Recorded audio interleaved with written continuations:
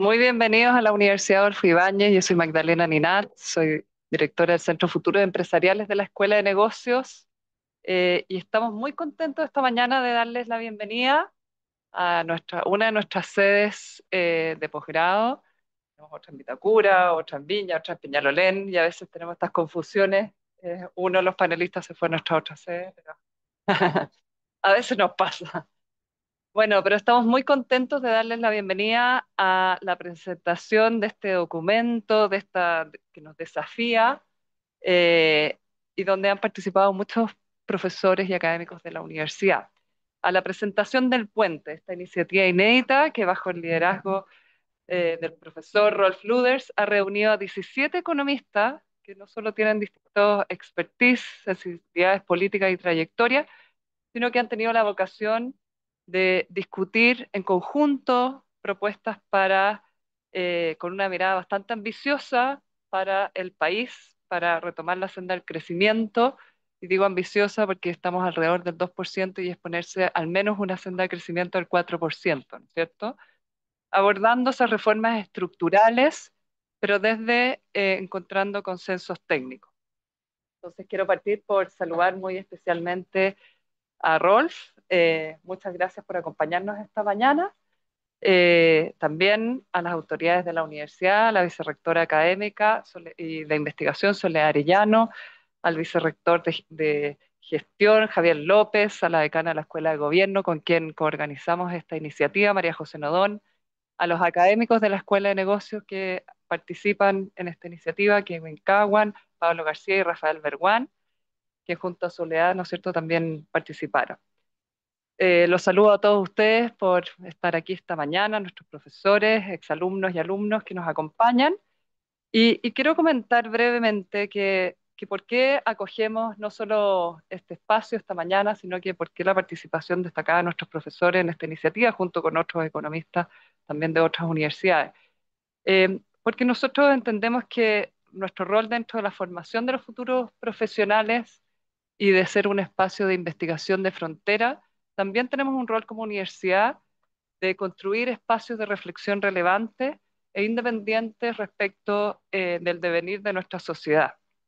Muchos de ustedes han participado en otros ciclos que hemos tenido respecto del futuro del crecimiento, pensando que el crecimiento no es solo eh, cifras económicas, sino que tiene un impacto fundamental en el bienestar de las personas, en las posibilidades de mayores oportunidades laborales y de sus trayectorias de vida, optar por mejores trayectorias de vida. Así que por eso estamos muy contentos de tener este espacio, porque si bien el puente reconoce como base el valor de la democracia liberal y la sociedad de libre mercado, al mismo tiempo desafía con propuestas y miradas de futuro en 5 temas clave que son la base para que se transforme en bienestar, en que el crecimiento se transforme en bienestar para nuestra sociedad. Ahora, estos temas no son nada fáciles, ¿ah? Son fáciles de construirlo en un índice, pero vamos a ver que no son fáciles de solucionar y por eso estamos en esta idea de un poco la trampa del ingreso medio. Eh, los temas de ahorro de inversión, los temas de mercado laboral, de educación, modernización del Estado, productividad y políticas sociales. Ninguno de esos es novedoso, pero vemos que las propuestas del puente son realmente novedosas en su consenso y su mirada hacia adelante. Entonces vamos a partir este seminario invitando a Rolf Luders a darnos una introducción de esta iniciativa. Tengo aquí una presentación, pero yo creo que su trayectoria como economista, como destacado docente, y las propuestas que ha hecho para el país hablan por sí mismas, así que le dejo la palabra. Muchas gracias por acompañarnos esta mañana y pido un aplauso.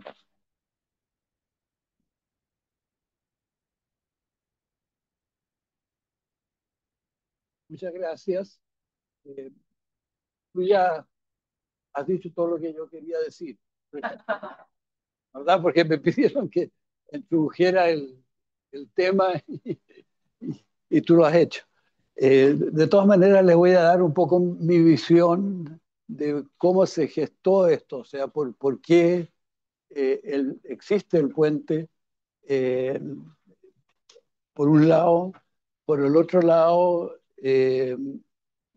cuáles son los las personas, digamos, ¿verdad?, que integraron el grupo y cómo se seleccionó el grupo. Y en tercer lugar, decir dos palabras sobre el método que usamos para trabajar.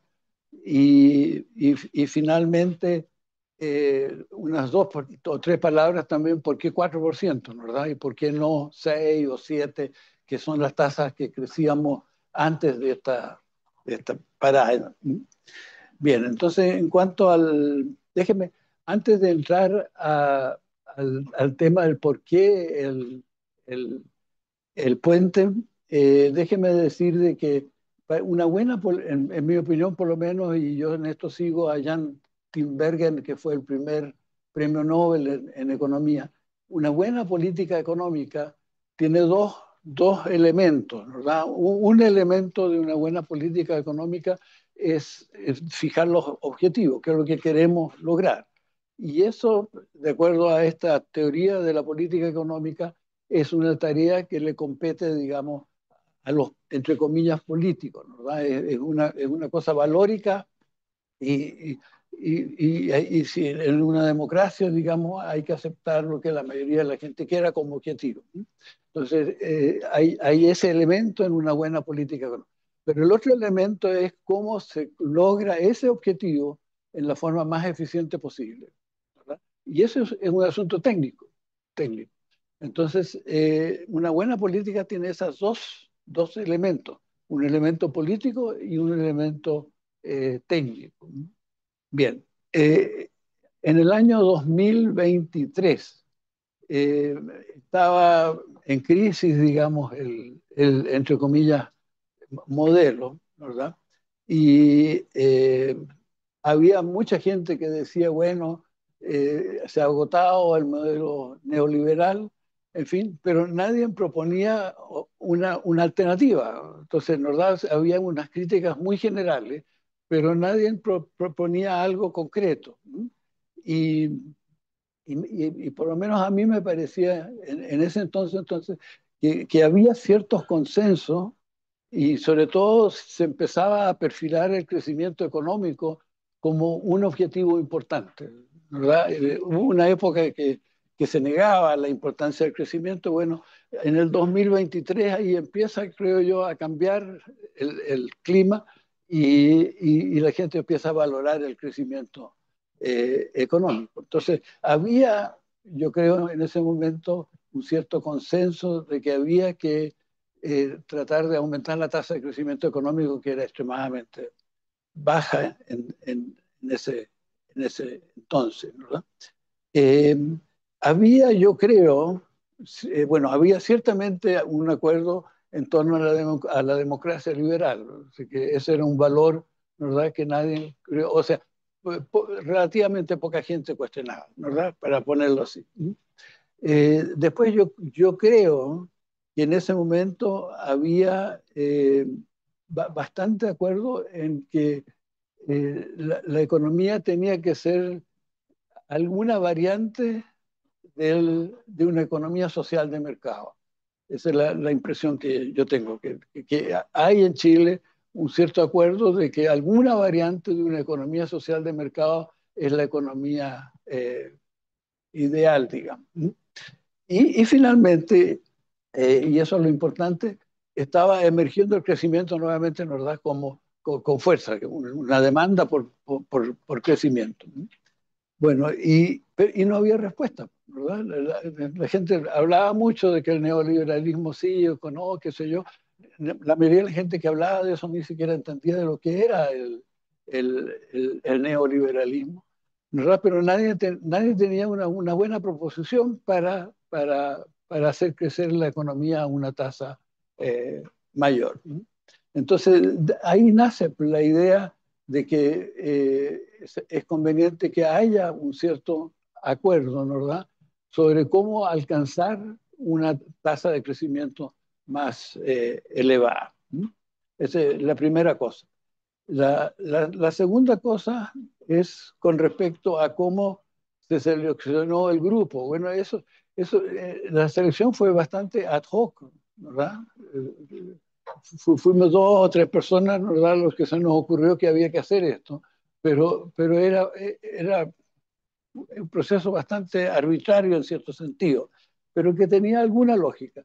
En primer lugar, la idea de que la gente que participa en el ejercicio tenía que ser gente altamente calificada técnicamente, ¿verdad? O sea, esa era una condición sine qua non, que tenían que ser, ¿verdad?, técnicamente buenos.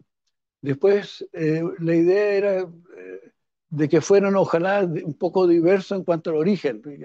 Hay el ladrillo, todos ustedes lo conocen, supongo, ¿verdad? Ahora, en el caso del ladrillo, era una escuela, ¿verdad?, de economía la que dominaba. Entonces, la idea era, bueno, busquemos gente de otras escuelas, que no son tan buenas las otras escuelas, pero, pero, pero, pero por lo menos, ¿no?, valía la pena incorporarlo. Bueno, en tercer lugar, de que ojalá tuvieran alguna experiencia en materia de diseño de políticas públicas, ¿verdad? Eso era otra cosa conveniente. Después de que tuviesen expertise distinto, ¿no?, ¿verdad? Eh, Nosotros trabajamos en 6 ejes, ¿no?, ¿verdad? Entonces lo ideal es que la gente que trabaje en estos temas, ¿no?, ¿verdad?, fuesen expertos en cada uno de los 6 temas. Bueno, y finalmente, y no menos importante, de que por lo menos en opinión de nosotros que estábamos organizando esto, fuese gente dispuesta a dialogar y con un espíritu de diálogo, ¿verdad? Porque hay gente muy buena, muy experta, qué sé yo, pero que no se presta para dialogar. Bueno, la idea era, ojalá el grupo este fuese un grupo, ¿verdad?, con una cierta flexibilidad. Bueno, y que ojalá fuese lo más transversal posible en términos de ideología político-partidista. Entonces, eso es lo que hay ahí. Son las 17 personas. Este es el segundo punto. El tercer punto, en cuanto al método, el método básicamente fue de que para cada tema se escogió una o dos personas, ¿verdad?, para que redacten una propuesta, y esas propuestas se llevaban al plenario, entre comillas, en que, digamos, todos dábamos nuestras opiniones y qué sé yo, y eventualmente llegábamos a un consenso, ¿verdad?, en cada uno de los temas. Bueno, finalmente, y voy a simplificar muchísimo, pero ¿por qué 4%? ¿Verdad? Y el 4% tiene su origen de que, bueno, ojalá fuese lo más alto posible, pero ojalá fuese técnicamente, ¿verdad?, posible también, o sea, que se pueda crecer eso. Y ahí usamos la ecuación de Solo, que sí hay que reconocer que es de otra escuela, ¿no? Eh, y, y solo básicamente lo que sostiene, vuelvo a decir, simplificarlo al máximo, de que el crecimiento, que lo defino como, ¿verdad?, el aumento del PIB per cápita, pero per cápita y continuo, ¿verdad?, una tendencia de que el crecimiento tiene solamente dos variables que lo explican, ¿verdad? Uno es el capital, el aumento del capital, y la otra es la tecnología, lo que conocemos como la productividad total de factores. Bueno, entonces si uno ve la historia y qué sé yo, y analiza los datos, al final llega a la conclusión que crecer a más que el 4% es extremadamente difícil, extremadamente difícil. El 4% requiere una tasa de aumento perdón, una tasa de inversión del 30% del PIB. Nosotros en la historia solamente una vez alcanzamos al 27% del PIB. Entonces, el 4% es una meta hoy día ambiciosa, ambiciosa. Y eso es, ¿verdad? Eh, yo con esto termino y dejo que los expertos hablen. Bueno, yo solo quiero hacer una pregunta adicional, porque dice el 4%, pero ¿por qué en este momento esta iniciativa? Dijo, la pensamos entre un grupo, y ¿por qué en este momento esta iniciativa? ¿Cuál es la preocupación que tenía? ¿Por qué ¿Por qué nace la iniciativa de hacer esto más que fijar la meta del 4%? ¿Por qué movilizar y hacer el grupo porque la iniciativa, y pues en eso es este momento, lo que traté de explicar al al principio, principio? ¿no? De que había como una necesidad de hacer una cosa concreta, ¿verdad? Técnicamente válida, digamos, aceptada por un grupo amplio de personas. ¿Sí? Entonces, había como una necesidad que hubiese algo concreto, ¿verdad? Por ejemplo, antes lo único que decían que el liberalismo, el neoliberalismo sí o no, entonces, no, Sí. y no dice nada de eso. Entonces, eso es. Muchas gracias, Rolf. Queremos dar paso ahora al panel. Quiero pedir un aplauso para usted de nuevo. Eh, Y queremos invitar a María José Noón, que va a moderar el panel, junto a Soledad Arellano, Kevin Caguan, Pablo García y Rafael Berguán, para que nos cuenten el detalle de las propuestas, cómo vamos a alcanzar ese 4% ambicioso pero posible.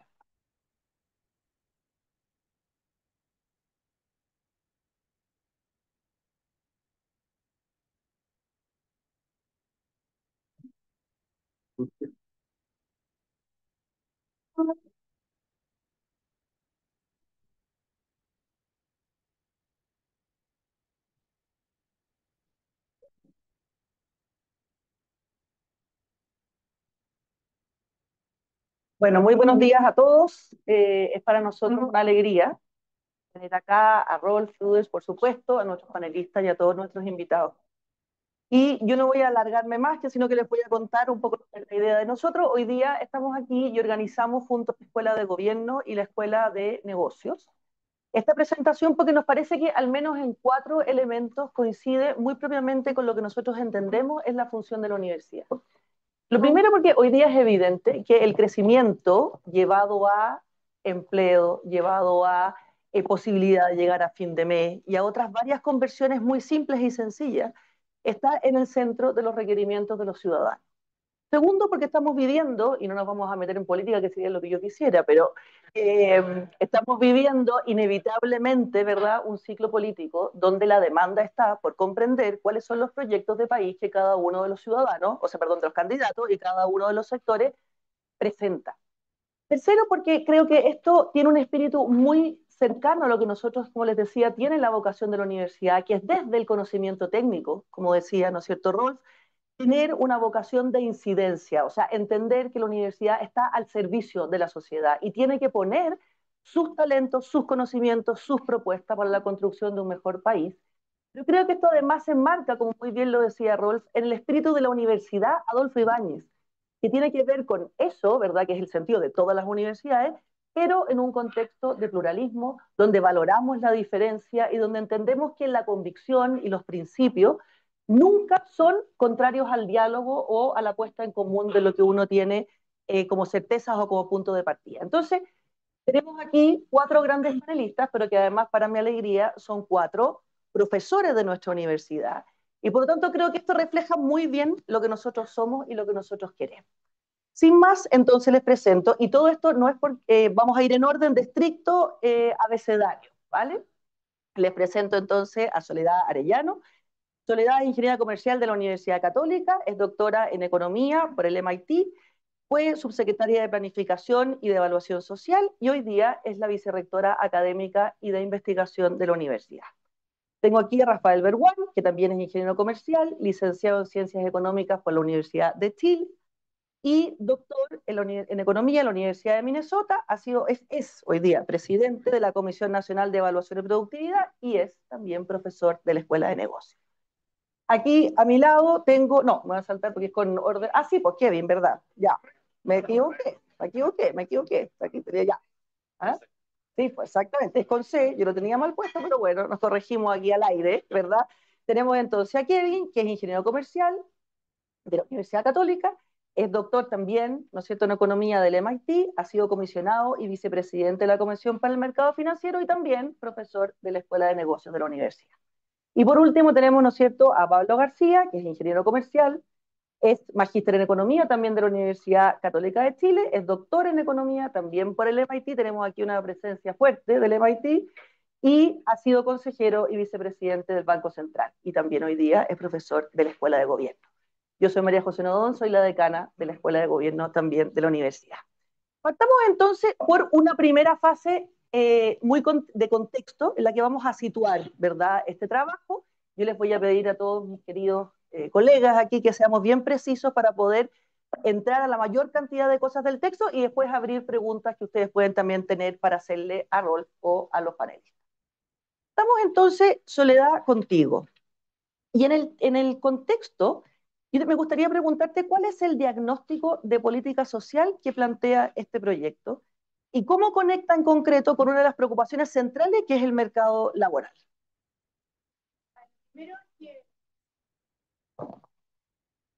Lo primero es que fue interesante en la conversación que tiene que ver con los principios que nosotros hicimos, que lo quiero destacar, lo voy a mencionar un poco más en detalle, pero sí una cosa que yo creo que no se ha mencionado mucho es que dentro de los principios fundantes del documento que aparece en la primera parte, ya hay una parte de la visión de la política social y que tiene que ver con la focalización. En el fondo, con retomar la focalización en el gasto social. ¿Ok? Y yendo un poco más a lo macro, voy a volver a lo de la focalización. Si uno lee el documento, en general hay una visión de la política social en la cual hay una mirada en que la política social hoy día en Chile se concreta a través de muchos programas chicos, o una parte importante de programas chicos, de los cuales además hay un porcentaje relevante que está mal evaluado. En el fondo hay una fragmentación de la política social. Hoy día hay una política social que se ejecuta no necesariamente con una visión de focalización, y por otro lado, con una fragmentación que afecta mucho la eficiencia y también la eficacia. En el fondo no son programas bien evaluados en cuanto al logro de los resultados y tampoco eficientes en el uso de los recursos. Un porcentaje importante de los recursos se queda en la burocracia. Yo aquí los invito a que revisen la información que genera el Ministerio de Desarrollo Social en términos de los indicadores y la evaluación de los programas, y eso es un indicador importante. Entonces, en el fondo, en un momento de sostenibilidad en que la sostenibilidad fiscal es importante, el que tengamos mal uso en los recursos es particularmente crítico. Dos cosas que me gustaría destacar además de lo de la política social. Primero, lo de la focalización, que eso es algo que hoy día uno cuando mira las propuestas, está en la propuesta del INI laboral, el impuesto negativo al ingreso, está en el giro desde la educación superior hacia la educación inicial. La focalización no solo se trata de que siempre sea a los más vulnerables en términos de las personas que son como más pobres o que tienen menos recursos, que por supuesto sí se trata de eso, pero también en términos de grupos de la sociedad que requieren de un mayor apoyo. Y en este caso, la educación inicial versus lo que tiene que ver con la educación superior. Y por último, en términos de la informalidad laboral. El empleo al final es la mejor política social que nosotros podemos tener.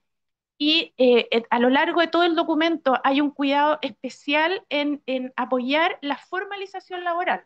Por un lado, porque genera que las personas que están trabajando tengan seguridad social, cosa que ya es una forma de protección, pero además porque a través de disminuir la informalidad, en el fondo logramos, es un canal también a través del cual nosotros podemos ejercer la política social. ¿A qué me refiero con esto? En particular, por ejemplo, lo que tiene que ver con la política de sala cuna, cuando nosotros tenemos personas que están formales, los niños van a tener acceso a la sala cuna, el impuesto negativo al ingreso, en el cual tuvimos preocupación de que se entregue a través de del trabajo formal, el rediseño de las indemnizaciones por años de servicio, etc. Y un último punto es que el cambio que se propone a lo largo del documento pasa desde esta fragmentación de la política social a una política en la cual hay una propuesta de centrar parte importante de los recursos que se están ocupando en estos programas chicos en las transferencias monetarias. Y ese es otro elemento que quiero destacar. En el fondo, moverse desde una política social de mucho programa, de mucha intervención, a en la cual uno se retira un poco, en el cual tú le entregas transferencias monetarias a las familias, a través además de este INI laboral que incentiva la formalización, para que ellos vayan decidiendo qué es lo que quieren hacer. Entonces, esos tres aspectos son los que creo que son más importantes en términos de política social. Y entonces aprovecho de preguntarle a los otros tres panelistas si esos tres aspectos que Soledad plantea ¿Son por ustedes compartidos? ¿Agregarían algo? ¿Tienen algún matiz? Porque la gracia que tiene justamente el puente, el trabajo del puente, es que no hay necesariamente una convergencia del 100%, sino que uno puede observar o mirar, ¿verdad?, estos principios desde distintos puntos de vista, no solo políticos, sino que de la experiencia y también del conocimiento técnico. ¿Agregarían algo, pondrían algo sobre este tema? ¿Algo que quisieran relevar o alguna matiz o diferencia? ¿Estamos en esto de acuerdo? ¿Sí? Dado que, dado que dijiste que soy profesor de la Escuela de Gobierno, lo cual efectivamente hago clase en la Escuela de Gobierno, pero estoy adscrito a la Escuela de Negocios. Hay un curso que hacemos con Bernardo Lara de políticas públicas a gente que no es economista. Y uno de los temas que salen ahí siempre es esta tensión que hay entre el universalismo, el lump sum, como decimos los economistas, y la focalización y los trade-offs que se dan en ese mundo. Y mi impresión es que, comparto lo que dice Soledad, que de esta forma en Chile nos movimos en un minuto a poner primero la universalidad o los derechos sociales, si tú quieres, un principio general para todo el mundo. Y ahora la idea es tratar de moverse de vuelta al foco de focalización, producto de que hay estrecheces fiscales. Ese es un punto bien central para tomar en cuenta. Quedémonos entonces ahí, Pablo, y vamos contigo a una pregunta que es bien central del texto. Y Rolf hablaba del crecimiento del 4%, ¿verdad? La Magdalena también hacía énfasis en esa cifra. ¿Por qué ese 4% hace sentido para Chile? ¿Y qué rol jugarían otros elementos, el ahorro, por ejemplo, en poder alcanzar esa meta? ¿Por qué el 4%? Esto siempre surge y surgió en nuestras discusiones cuando uno hace recomendaciones o evaluaciones de política, ¿cierto? Hasta dónde uno quiere restringirse respecto a ciertas condiciones iniciales. O si uno puede tratar de pensar fuera de la caja y tratar de imaginarse situaciones o de metas mucho más ambiciosas. Y creo que esa tensión siempre existe y uno tiene que tratar de lograr un sano grado de realismo ambicioso, si tú quieres, ¿no es cierto? Entonces, ¿cuál fue la metodología? La metodología para tratar de llegar a ese 4%. La metodología fue hacer un ejercicio como de sesgo de selección. Es decir, miremos los países que creemos que lo han hecho bien, miremos los países con los que nosotros hoy día no queremos, miramos como objetivos, ¿cierto? Los países que les ha ido bien, y preguntémonos cómo lo estaban haciendo esos países cuando tenían un nivel de desarrollo parecido al de Chile. Yo creo que esa es como una pregunta interesante. Vemos un sesgo de selección porque solamente miramos a los países a los cuales nos queremos acercar, no miramos a los que no nos queremos acercar, ¿cierto? No miramos a todos los países, miramos solamente un subconjunto, y después uno va y hace un cierto ejercicio estadístico y dice, bueno, esos países que terminaron siendo exitosos, cuando tenían un nivel de desarrollo parecido al de Chile, estaban creciendo entre 3,5% y 4%, entonces ahí sale el 4% una idea. Después, como mencionó Rolf, uno hace la cuadratura de Solow, ¿cierto? Que no me gusta mucho, pero... y vemos qué es lo que eso requiere y si es coherente con las cosas que nosotros observamos en Chile. Efectivamente, uno dice, sí, efectivamente es una serie, un número que parece hacer sentido con nuestros condicionantes actuales, ¿cierto? Ahora, ¿qué pasa? Que no es suficiente. Ya no es suficiente porque estamos creciendo, los tendenciales están en torno a 2, ¿cierto? La economía hoy día está creciendo un poquito más, quizás por un tema cíclico. Entonces, ¿qué es lo que hay que hacer para llegar a eso? Y ahí está el tema de que tener más inversión, hay que tener más ahorro, y cuáles son las manijas que uno puede tratar de manipular para alcanzar eso. ¿Puedo hacer un Por supuesto. comentario complementario? No sé si está grabando. Aquí. Solo por si eso está grabando, ya, ahí sí. No, una cosita que quizás es obvia, pero la quiero decir igual para tratar de poner esto también en un contexto de importancia. Si es llegar a fin de mes. Este es un ejercicio de Excel, no es sofisticado, esto lo puede hacer cualquiera que alguna vez aprendió un computador. Me paro hoy y uso el 2% de crecimiento que, entre paréntesis, más allá de las críticas que uno puede tener al gobierno actual, es el promedio de los últimos 10 años. Ponerlo en contexto. Por eso aquí reconocemos que hay un problema estructural. Esto no va a cambiar. Si no se hace algo distinto, no va a cambiar si el próximo presidente se llama Evelyn Matei, es Antonio Cast. O sea, esto está saliendo en internet, ¿no? Ya. No, eso que se lo mantengo. Después voy a decir que si ganaba otra, que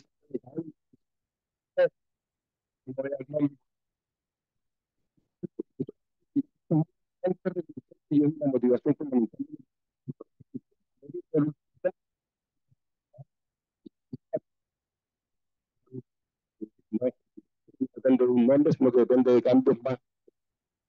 Y quiero decir lo siguiente. Nosotros no podemos por tanto tiempo en el Banco Central, cuando el Banco Central se imagina para adelante, no es una proyección, habla de 1,8, luego para atrás fue 2.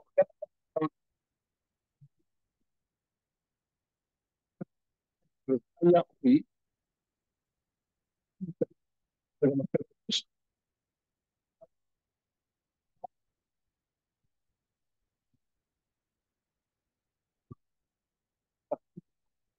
que con el medio de los, cuando vamos, bueno, vamos el 2%, lo tenemos en España en 2031, lo tenemos en el 2091. 91. España es,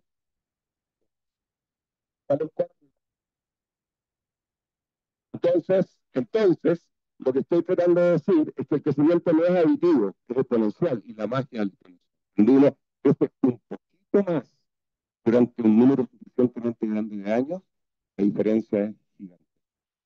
De hecho, si lo hacemos al 4 y paro acá, nosotros somos España el 2039 en vez del 2091, seríamos Alemania, Canadá, Australia el 2050. O sea, 41 años antes de lo que fue España. Entonces, esto importa. Importa. Quería poner eso en términos de la importancia cuantitativa.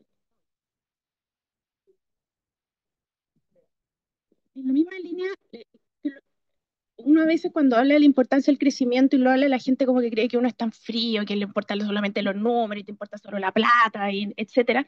Pero hay un dato que es bien concreto, que en el fondo, cuando estamos creciendo a una tasa del 2%, tenemos un ingreso per cápita relativamente estable, y eso significa en concreto que el típico sueño que tiene o la típica conversación de que los hijos tengan un mejor futuro que sus padres, eso no es real.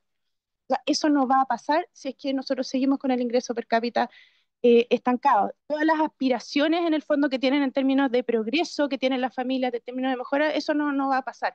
Entonces, yo creo que tenemos que salirnos del 2%, que a nosotros nos hace mucho sentido, pero en la vida directa de las personas es en eso en lo que se traduce. En el fondo, en que la mejor calidad de vida, las mejores condiciones de vida, las cosas que yo quiero hacer, los sueños que quiero realizar, no van a pasar si nosotros seguimos estancados. Eso es, en el fondo, que mi nivel de vida va a ser igual a mis padres o si va a ser mejor que el de mis padres. Eso es de lo que nosotros estamos hablando. Solo complemento. Este sí. Solo complementar, porque yo creo que más allá de los países, más allá de las cifras macro, yo creo que este mayor crecimiento se traduce en dos cosas muy concretas. Más empleo, salario más alto.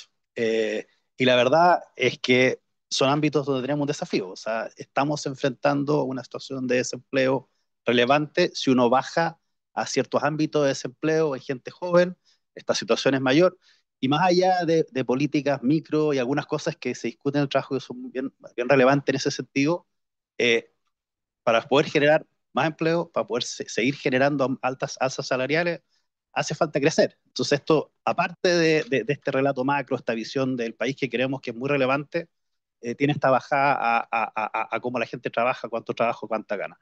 Y lo otro es que más allá de lo que se puede hacer en futuras discusiones tributarias, la verdad es que si queremos brindar los servicios públicos que como país necesitamos, en educación, en salud, necesitamos recursos. Y una parte de verdad muy concreta del crecimiento económico es que se van generando más recursos para gastarlos en estos servicios que son parte importante de lo que la gente en un país de ingreso medio espera. De la trampa del país de ingreso medio es que la gente va subiendo sus expectativas conforme va creciendo. Entonces, no solamente es cobertura, sino que es calidad. No solamente es poder ir a un colegio, sino que ir a un colegio de calidad. Y poder hacer eso requiere focalización, como dice Solo, pero también requiere más recursos. Y eso viene muy de la mano con el crecimiento económico. Así que eso es complementar por ese lado. Oye, creo que aquí llegamos como al centro del asunto, ¿verdad? Y es la pregunta de el crecimiento para qué. Y creo que la Soledad pone un punto muy central, ¿verdad? Que es para los economistas, y está muy bien que así sea, ¿no es cierto? La técnica, como decía Rolf, tiene que ser central. Esto no es intuitivo, esto es técnico, esto es conocimiento, esto es proyección. Pero cuando uno lo lleva, ¿verdad?, a los que están fuera de ese contexto y lo lleva a los ciudadanos y, ¿por qué no?, a los votantes, ¿verdad?, eso se transforma en política social se transforma en futuro, se transforma en esperanza. Entonces, este ejercicio creo que es central, que es humanizar el crecimiento, darle sentido al crecimiento y salir justamente de los eslogans que lo transforman en algo fío, petio o incluso egoísta, ¿verdad? Entonces, ya tenemos esta vinculación entre la política social, el futuro, las posibilidades de un país y de las personas, porque hablar de un país es una cosa muy grande, pero de la vida y la biografía de cada una de las personas, eso ya adquiere, ¿no es cierto?, un cariz distinto. Entonces, entremos ahora a lo que tú, Kevin, de alguna manera enunciaste, que es el mercado laboral, ¿verdad? Y el mercado laboral, como yo les decía, hoy día no solamente tenemos indicadores de crecimiento, de desempleo altos, nos hemos ido de alguna manera acostumbrando a unos indicadores que no deberían dejarnos tranquilos. Y la discusión respecto, ¿no es cierto?, del empleo femenino, muy particularmente, está permanentemente, ¿no es cierto?, en la discusión pública e incluso en la prensa, no solo en la discusión técnica.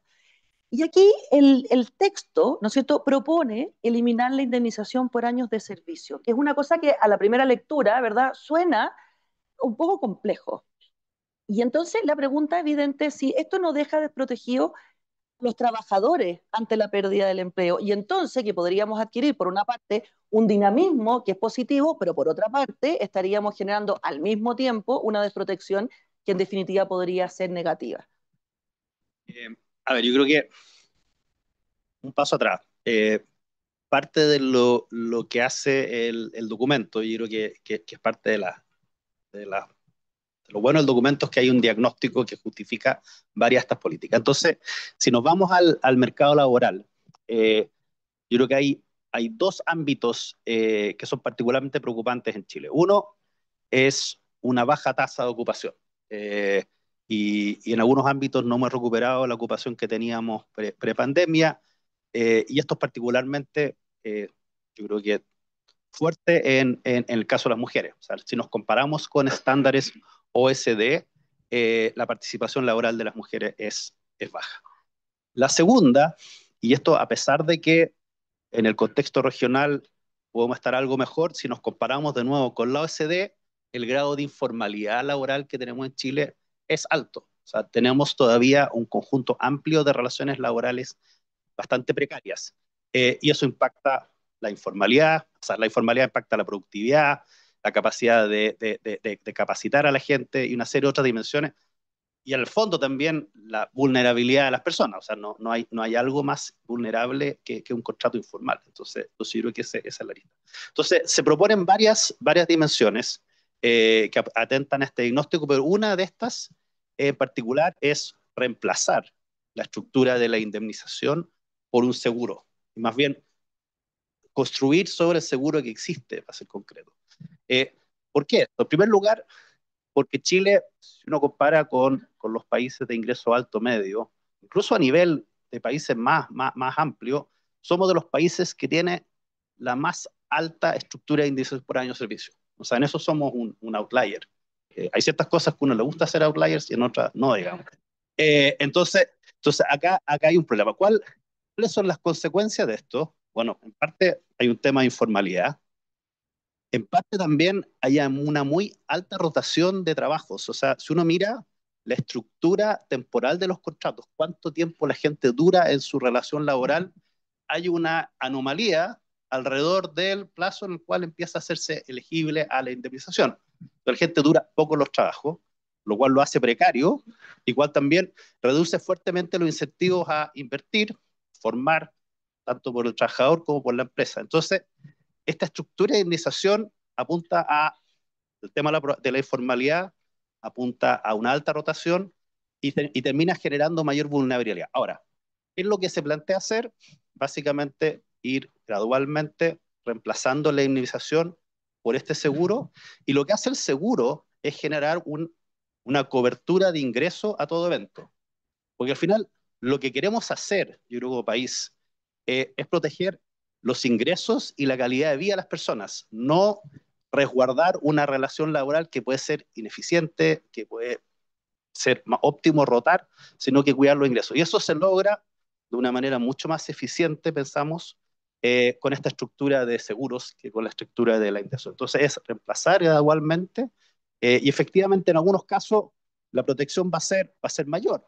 Efectivamente, si por ejemplo una empresa de tamaño mediano que no tiene suficientes activos para cubrir, por ejemplo, los costos de indemnización cuando quiebra, ¿quién te queda sin protección? Entonces yo creo que se puede lograr más protección con un seguro, mecanismo de seguro, construyendo con lo que ya tenemos, y de paso abordar estos temas de formalidad, de contratos vulnerables, y a la larga también de productividad, porque va a haber más incentivos para invertir. Entonces creo que ese es el tipo de ámbito donde efectivamente tener una mirada técnica, traer datos, creo que puede generar beneficios en ambos sentidos, en productividad y en protección laboral. Solamente para complementar lo que dice Kevin, esto no es un tema nuevo, ¿ya? Y no es un tema que primera vez que se piensa. De hecho, en un minuto la conversación fue, ¿vale la pena proponer esto dado que ha sido tan difícil empujarlo? O bueno, hay que seguir repitiendo, hay que seguir machacando, porque desde que se creó el seguro de desempleo en Chile, hace década y media, creo, o casi 2 décadas, surgió la idea de que, bueno, esta es la oportunidad para reemplazar este mecanismo hoy día bastante ineficiente de protección por uno más eficiente y que converse mejor con el seguro de desempleo. Entonces, creo que hay que reiterar que esto no es algo que recién está discutiéndose ahora, lo que se conoce hace mucho tiempo. Tiene algo parecido con la reforma de pensiones, ¿cierto? Que sabíamos que había un tema con las pensiones, todo el mundo más o menos estaba de acuerdo en los contornos, pero tomó 10 años llegar a acuerdo político. Entonces, aquí la dimensión del ámbito político es la que frena el avance en este tema de las indemnizaciones.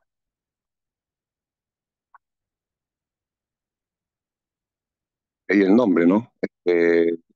Dijimos, bueno, es un avance empezar a reconocer que este es un problema estructural, recuperar el crecimiento como una preocupación, pero en realidad que es un problema estructural. Segundo, recuperar la importancia de la técnica. Estoy defendiendo desde el gremio los que somos, o miramos estos problemas, pero recuperar la importancia de la técnica, que significa hacer lo básico, lo obvio, que es mirar los datos, discutir, que es evaluar, que es analizar, que es rediseñar. O sea, que en Chile se hace re poco, digamos. ¿Ah?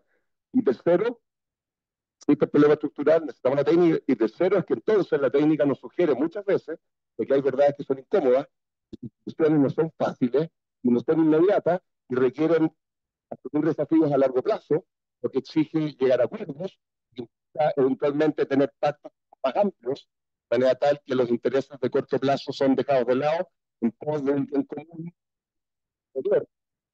Ahí es donde viene la idea entonces de convocar y hablar, por ejemplo, de un puente que junta de hipertensión, el diagnóstico será reconocido, pero no por ello es algo relevante, porque ya tenemos una dificultad en el país.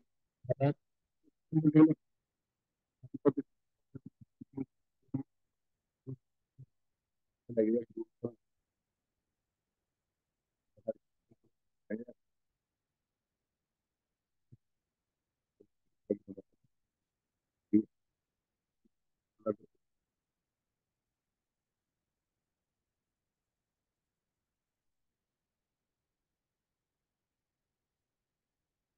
el trabajador queda protegido. Es como lo primero que uno cuando plantea la idea.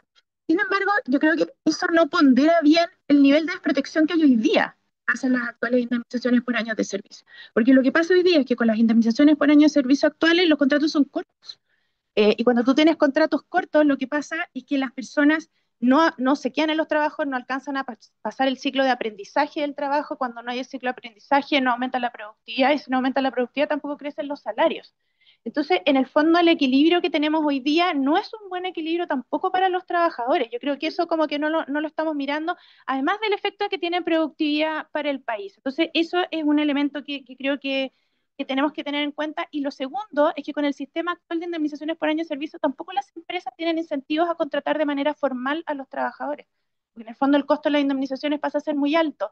Y de nuevo, esa informalidad laboral tampoco es un beneficio para los trabajadores. Entonces, yo creo que cuando uno habla de que esto deja desprotegido a los trabajadores, hay que cambiar, hay que entrar a discutir el diagnóstico actual de cuál es el grado que efectivamente los trabajadores tienen hoy día de protección con el sistema que tenemos. Antes de entrar a tu pregunta, Rafael, creo que aquí hay de nuevo tres elementos que tenemos que destacar. Ya hemos delineado de alguna manera el crecimiento para qué, ¿verdad? Que me parece que es muy relevante. Y en términos políticos, perdónenme que siempre esté poniendo este acento, pero es que yo creo que la economía y la política van de la mano todo el tiempo.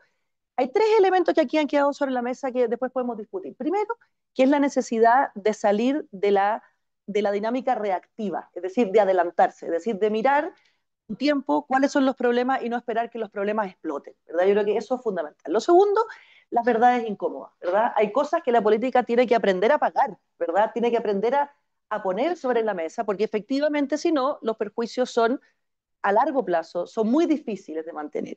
Y lo otro, creo que la palabra incentivo, que es una palabra a veces tan mal mirada, también es fundamental. Es decir, cómo construimos estrategia que, considerando la naturaleza humana, tenga los incentivos, ¿no es cierto?, donde tienen que estar para que se logren los objetivos. Entonces, usando de nuevo estos tres conceptos, el texto, Rafael, toca otro tema que es importante, que yo sé que a ti te interesa, que es el segundo impulso exportador. Y pone ahí, ¿no es cierto? Ya hemos visto política social, hemos visto mercado laboral, hemos visto el por qué el 4%. Entonces, entremos un poco en ese segundo impulso exportador y qué efectos crearía o generaría, beneficiosos, por supuesto, para la economía nacional. Sí, retomo lo anterior tuyo antes, solo en un segundo. Sí, mi opinión, yo creo que vamos a estar más o menos de acuerdo que la economía está supeditada a la política. Exacto. O sea, si la política no funciona bien, la economía no va a funcionar bien. Y no es al revés, digamos, y eso es fundamental. Claro. Oye, y lo terrible no es que, no es que la política funcione mal por una cosa exógena. En realidad lo que termina ocurriendo es que no lo digo peyorativamente, pero un grupito chico captura la política pública para su propio interés. Las intenciones, como muy bien decía la Sole, son el peor, son a quien más perjudica, a quienes hoy día uno pretende ayudar. Las personas más vulnerables, que terminan con una rotación con contratos menos de un año, sino en la informalidad. Entonces, ¿por qué? Porque hay un grupito chico que ha transformado eso en su bandera de lucha, lo fue un rato, y el resto del país, pero sobre todo la gente más vulnerable es la que paga. Entonces la política tiene que ser capaz de romper esos grupos de interés para volver a recuperar esto para lo público, no para ellos. Ya. Oye, lo de comercio, tal vez aquí puedo decir algo que sea pretencioso, porque no es tan evidente la conexión y no tanta gente sabe si no está metido en el tema. Vuelvo atrás con el tema de la productividad solo en una línea. Efectivamente, cuando uno va a los datos, la razón por la cual países que están en el orden capital están sobre Chile es porque trabajan e invierten mejor que nosotros. Y esto es súper interesante, porque esta es la conexión con prosperidad que tú tratabas de hacer, de manera directa a fin de mes, pero déjame hacerla de manera un poquito más abstracta. Un país en desarrollo, país desarrollado en este caso, oye, me da lo mismo que se llama Alemania, Canadá, Australia, esto no tiene que ver con un tipo de, sino que por el nivel de ingreso. Típicamente, trabaja tan bien que se puede dar el lujo de trabajar muchas menos horas. Cuando los alemanes trabajan como 500 horas menos que nosotros en promedio. 3 veces el PIB per cápita, 3 veces el PIB per cápita, trabajando 500 horas menos. De hecho, la inversión es clave, pero ya invierten tan bien que se pueden dar el lujo de invertir como proporción del PIB a esa altura, por lo tanto, liberan recursos para consumo. 3 veces el PIB, más tiempo libre y más recursos para consumo. Si eso no es calidad de vida, no sé qué. Y lo estoy poniendo en abstracto, pero al final ya. Entonces, ahora, ¿cuál es la conexión de eso con comercio? Porque a mí me pareció que el tema del comercio es tan importante en el análisis que estábamos haciendo. Por dos cosas. Primero, que hay un factor de diagnóstico que no es tan conocido. Recordemos que llevamos más de una década estancados. Recordemos que la productividad está estancada hace 10 o 20 años, dependiendo cómo la midamos. La verdad que en comercio también estamos estancados hace una década. Tendemos a pensar como que es un dato, que Chile es un país pequeño, súper abierto al mundo, que en los últimos 40 años si algo hizo fue en darse cuenta de la importancia, pero si vamos a los datos, en los últimos 10 años las exportaciones chilenas en valor real han crecido 0. Yo sé que hay heterogeneidad y es importante mirar debajo de la alfombra qué pasa. Somos parte de, y mientras, ahora, ¿por qué entonces el desafío que es global? Pero hay países donde el comercio ha seguido creciendo, sobre todo cuando tiene el nivel de desarrollo que tiene Chile. Pero ¿por qué la conexión entre exportaciones y lo que a mí me importa, que es productividad? Porque cuando uno va a los datos, y aquí este es el diagnóstico que no es tan conocido, la verdad es que la razón por la cual, bueno, hay muchas razones por las cuales el comercio es importante para un país, para que funcione mejor, entre otras por competencia. Porque el peligro de que venga alguien a competirle adentro obliga al que está adentro, aunque le gane al que vino, y lo obliga a devolverse, ese desafío potencial es el que obliga al que está acá a no estar tan cómodo y tener que asumir riesgos, innovar, etc. Entonces, si tú quieres doblarle la mano a los grupos de interés, una manera de defenderse de la competencia para los grupos de interés es cerrar la economía. y tenerla capturada adentro. Cuando tú abres la frontera, por eso en las miradas tradicionales, ¿no es cierto?, más conservadoras, se estaba contra el comercio desde la agricultura, porque lo que no querían era tener que competir. Ya, pero lamentablemente, aunque sea duro para ellos, es bueno para el país como un todo. Por lo tanto, el comercio es clave en esa dimensión. Pero lo segundo que quiero decir para parar acá, aparte de que estamos estancados hace ya una década en esta materia, es que cuando uno va a los datos, esto es muy bonito, la manera como en general el comercio se manifiesta mayoritariamente es a través de la creación de nuevas empresas, del desarrollo de nuevos sectores, de la emergencia de actividades que no estaban antes de que se abriera la frontera. Entonces, por supuesto que una viña como Conchitoro, cuando está abierta la economía, disfruta, pero es la creación de muchos otros viñas nuevas que llegan con ideas distintas, con tecnología de vanguardia y otros sectores relacionados con esto que surgen como consecuencia de eso. Entonces, el comercio no es una herramienta solamente, ni siquiera principalmente, para permitir que el que ya es exitoso sea más exitoso. El comercio es una manera de sofisticar, complejizar y completar la economía para que tenga más sectores, más empresas y mejor tecnología a través de esa posibilidad de exportar. Entonces, el comercio es una fuente fundamental de la ganancia de productividad en los países, que a su vez es la fuente principal para el crecimiento sostenido, por lo que dije al comienzo. Y que mientras más desarrollado eres, más presiones hay a trabajar menos horas e invertir una proporción menos para tener más recursos para consumo. Eso no se puede lograr si tú no trabajas e inviertes mejor. Y eso es lo que llamamos productividad. Y es curioso ver hoy día que justamente la discusión internacional parecería ir en otro lugar, ¿verdad? Hablamos de proteccionismo, hablamos de aranceles, y entonces me parece que es particularmente relevante poner sobre la mesa otro sentido, ¿verdad?, de la discusión o del concepto del comercio y justamente ampliarlo también a la tecnología, al avance, digamos, de los sectores. Solo en una línea, porque en realidad el comercio, a diferencia de lo que ocurre, y aquí veo mucha gente que tiene la responsabilidad enorme de liderar empresas y empresas muy exitosas, pero en el mundo de la empresa tú estás enfrentado a un juego de suma cero, en cierta forma, porque lo que tú ganas se lo quitas de cuota de mercado a otro. El mundo del comercio no es sobre un juego de suma cero, no es sobre quitarle cuotas de mercado a otro país, sin perjuicio de que uno al final termina siendo más exitoso consiguiendo. Es sobre potenciarnos entre todos para, aprovechando nuestras capacidades relativas, poder generar un mundo en el que incluso potencialmente todos tienen más que antes. Eso es lo bonito del comercio, a diferencia de lo que ocurre cuando dos empresas compiten por un mismo mercado. Oye, y hablando de capacidades relativas, el texto aborda un tema que para mí, además particularmente, es fundamental en una universidad, que es el tema de la educación, ¿verdad? Y obviamente todo lo que ustedes están hablando requiere de ciudadanos adecuadamente capacitados para que efectivamente puedan no solamente ser protagonistas en el comercio, en el mercado laboral, sino que también sean capaces de adaptarse a la disrupción del mundo que viene, ¿verdad? Y entonces a mí me pasa que creo que muchas veces, como somos un país reactivo, nos quedamos en solucionar los problemas emergentes y nos olvidamos que si al mismo tiempo no vamos trabajando en estos temas de largo plazo, obviamente estamos haciéndonos trampa en el solitario permanentemente. Y el texto aborda justamente la educación, ¿verdad? Entonces, solo quiero preguntarte a ti una pregunta bien concreta. ¿Gastamos poco o gastamos mal, digamos, en educación? ¿Y en qué consiste la propuesta que el texto hace respecto de la educación y cómo se propone financiarla, que obviamente también es todo un desafío y nosotros vemos todos los días, ¿verdad?, la discusión si los fondos tienen que ponerse en la educación primaria, en la universidad, el FES, o sea, esta es una discusión que no solamente es técnica, sino que es muy política. A ver, como dice el... Sí. Como dice el dicho, dato mata relato.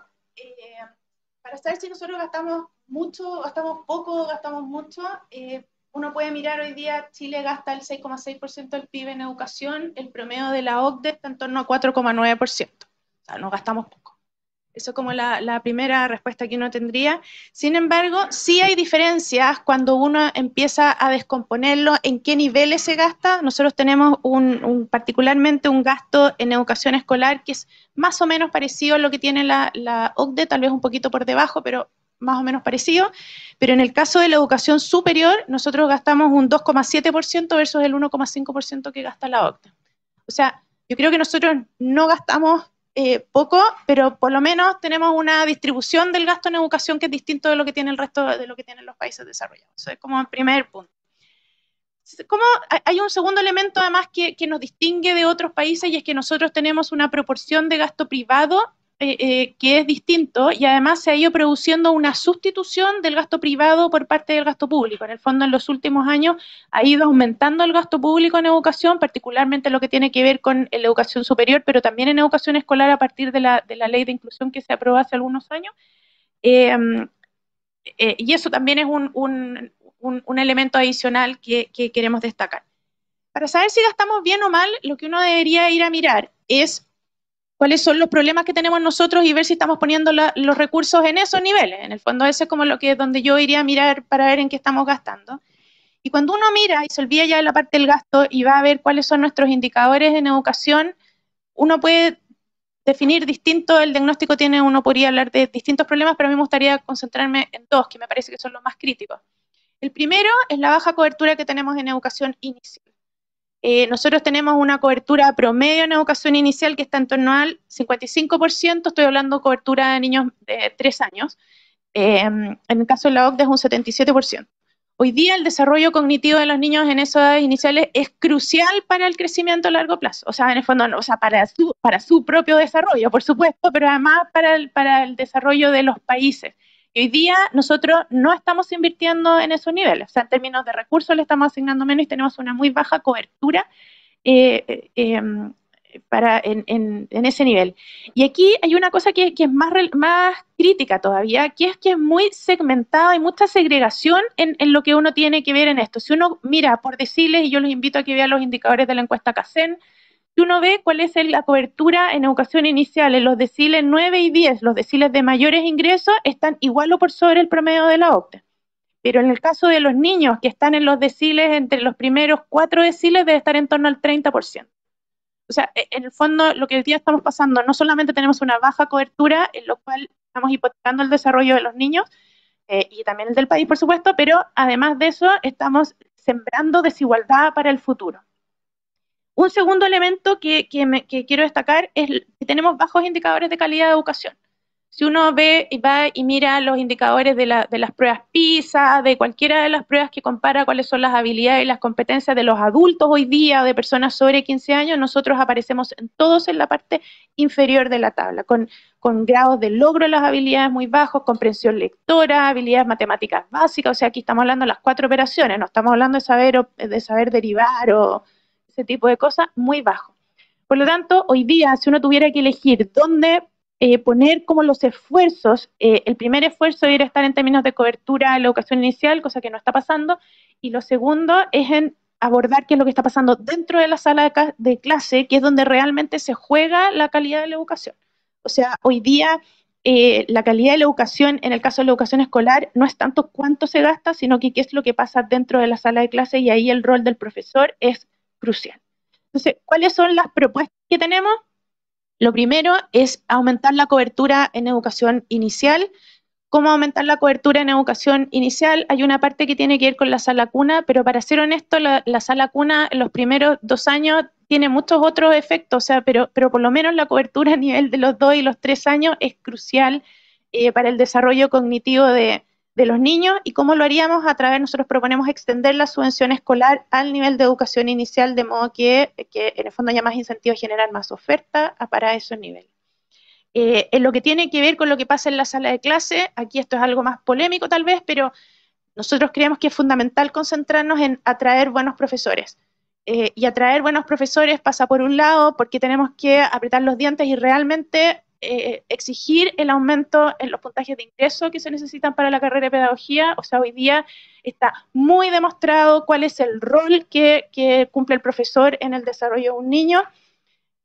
Lamentablemente el valor agregado que a veces entregan los programas de educación superior en las pedagogías tampoco es todo lo alto que uno quisiera, y por lo tanto necesitas tener que las personas lleguen con un nivel de capacidades alto a eso. Entonces eso es lo primero. Y lo segundo es hacer un programa de atracción de profesores. Hoy día los profesores se retiran aproximadamente al 2.º año que empiezan a hacer clases. Duran 1 año, 1 año y medio en promedio haciendo clases. La carrera es muy poco atractiva. No es porque la carrera docente que se hizo en el papel es muy buena, sin embargo, en la práctica la probabilidad de que alguien logre tener los incrementos de renta que se prometen es muy baja por la forma como está hecha. cuando uno mira los promedios de términos de remuneraciones de los profesores con profesionales que tienen formaciones equivalentes, puede ser que estén en la media, que los promedios se comparen, pero a nivel de la distribución es muy plana. Entonces los buenos profesores no tienen ningún incentivo a permanecer en la carrera docente. Y ahí hay otro incentivo, otra propuesta que va por el lado de hacer más atractiva la carrera docente. ¿Cómo financiar todo esto? Que esto es súper importante, estamos proponiendo extender la subvención escolar. Y una parte de eso tiene que, o sea, una propuesta que hacemos es revisar cuál es el gasto que estamos haciendo en educación superior. Por lo menos tratar de poner un límite y no seguir aumentando el gasto en educación superior. Hoy día todo lo que estamos haciendo en términos de eliminar los copagos, la posibilidad de aumentar la cobertura de la gratuidad, etcétera, todo eso es muy costoso para la educación, para el crecimiento, para el desarrollo de los niños y el crecimiento en el futuro. Una propuesta que uno podría hacer es, por ejemplo, hoy día nosotros financiamos la duración completa de la carrera. Uno podría decir, esto es una propuesta mía, no salió en el libro, por si acaso, para no... Claro, no, esta no la discutimos, así que no es que no haya consenso. Pero, por ejemplo, uno podría decir que en vez de que se financie la duración de la carrera, solamente se financie en 3 años. En el fondo, de modo de ir poniendo un límite a este gasto y poder destinar recursos a la educación inicial. Sigamos entonces con el financiamiento, y otro tema que aparece en el texto y que también es un tema de discusión pública general es el tema de los impuestos, Pablo. Entonces, ¿cuál es la razón para que el texto no proponga o no sugiera cambios estructurales en el sistema tributario? Eso es lo primero, que está mucho en la discusión. Y lo segundo, ¿cuál es la lógica de bajar el impuesto corporativo y por qué es necesario compensarlo? Pero acá creo que hay dos dimensiones que son interesantes. Una es si le llamamos estructural o no a un cambio de ese tipo, que son como las cosas que todo el mundo está de acuerdo que hay que hacer, pero escucha que cuesta moverse. De hecho, hace unos meses atrás se hizo una propuesta y no tuvo apoyo en el Congreso. El principio ahí es, ¿por qué hacer este rebalanceo? Creo que el principio de pensar en un esquema tributario que sea competitivo, en el sentido de que sea comparable, atractivo para atraer inversión, tanto chilena como del exterior, ¿cierto?, a nuestro país, comparándonos con otros países. Si uno toma ese principio, uno se da cuenta que hoy día el impuesto corporativo es relativamente alto. Es relativamente alto, está por encima de lo que, como decía Rafael, nos comparamos con la OCDE, ¿cierto? Estamos por encima de la OCDE y por lo tanto uno piensa ahí que para parecernos más a los países con los cuales queremos compararnos, debiésemos tener una estructura tributaria que tuviera impuestos corporativos más bajos. Eso creo que también hay bastante consenso de que hay que moverse en esa dirección. Ahora, ¿por qué compensar? Bueno, por una razón súper simple, que de hecho la Comisión Marfan quedó bastante claro, que el solo hecho de bajar impuestos no se paga solo. La idea de que tú puedes bajar los impuestos a las empresas y que la economía crece más y que la reducción de impuestos entonces se paga sola, simplemente no es así.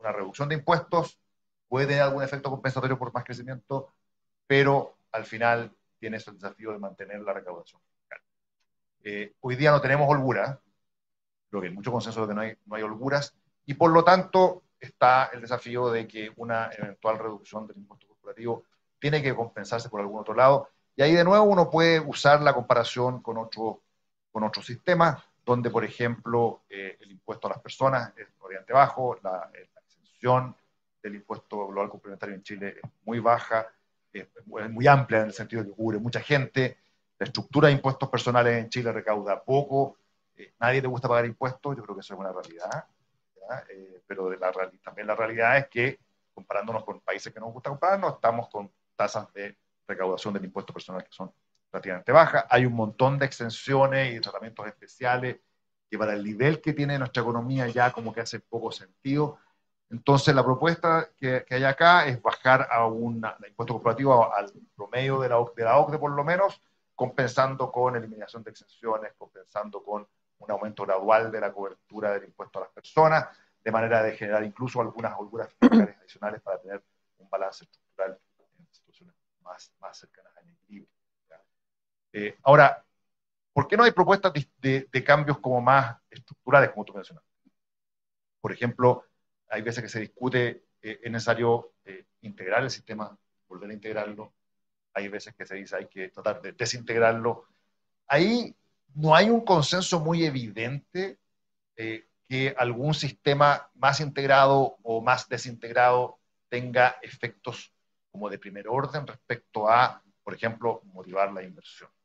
Tú siempre puedes diseñar un sistema desintegrado que fomente el ahorro corporativo o un sistema integrado que también lo haga. No es tan evidente que, desde mi punto de vista, que haya ahí un consenso técnico, ¿no? Entonces, por eso que no hay en esta propuesta la idea de avanzar hacia desintegrar el sistema o de más bien reintegrarlo como era antes. Para concluir, esto no está en el documento, pero mi opinión es que los países, el primer desafío tributario que tienen los países es lograr cobrar un IVA que no esté lleno de exenciones, tratamientos especiales, que efectivamente se cobre de manera muy generalizada a bienes, a servicios. Yo creo que en Chile estamos muy bien ahí, o sea, siguió avanzando, ese es un primer desafío que los países enfrentan. Hay un segundo desafío que es tener una estructura de recaudación del impuesto corporativo que funcione y que no esté de nuevo llena de tratamientos especiales, de tratamientos específicos a algunas zonas, algunos sectores, algunas empresas, ¿cierto? Yo creo que también en esa medida hemos avanzado en Chile. Y el tercer desafío es cómo hacer que las personas paguen impuestos. Y ahí es donde yo creo que tenemos el tema más importante, más que pensar en integrar o desintegrar la estructura tributaria. Rafael, no. Sí. Me estoy soplando. Me está soplando una cosa, sí. Pero antes de seguir y soplar, acá en mi espalda tengo un QR que se nos había olvidado decir con el texto del puente. Entonces ustedes pueden, no sé cómo se dice, copiarlo, escanearlo, eso, escanearlo. Exactamente. Entonces, a ver, antes de ir, creo que aquí el tema de los impuestos es un tema bien importante, ¿verdad? Porque en el fondo lo que se oye en la discusión pública es siempre cargar a los que tienen más, ¿verdad? Y a lo mejor esa también, no se podríamos hablar aquí, no es la estrategia o no es, digamos, la forma. Pero creo que también tiene que ver, tú, Pablo, dijiste, a nadie le gusta pagar impuestos. Bueno, parecería bien natural, ¿verdad? Que no nos guste pagar impuestos, pero creo que eso cambia la percepción del pago de impuestos cuando tú sientes que lo que recibes por el pago de esos impuestos tiene una cierta proporcionalidad, digamos una cierta, porque obviamente según el lugar social que uno ocupa, pues esa retribución podría ser distinta.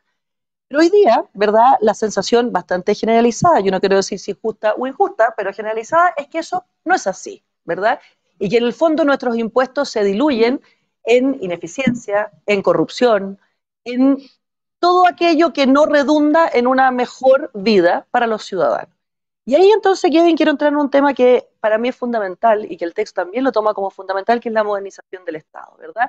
Tenemos un Estado pesado, enorme, por supuesto la discusión desde los distintos sectores políticos tiene que ver si con eliminarlo, llevarlo a su mínima expresión o agrandarlo. Eso obviamente son visiones, digamos, distintas, pero creo que hay un acuerdo bien relevante respecto de que un Estado anquilosado, lento, no responde a la exigencia de eficiencia y de rapidez de los ciudadanos. Hoy día nosotros sabemos, cuando encuestamos a los ciudadanos y les preguntamos qué entienden por largo plazo, el largo plazo son 90 días.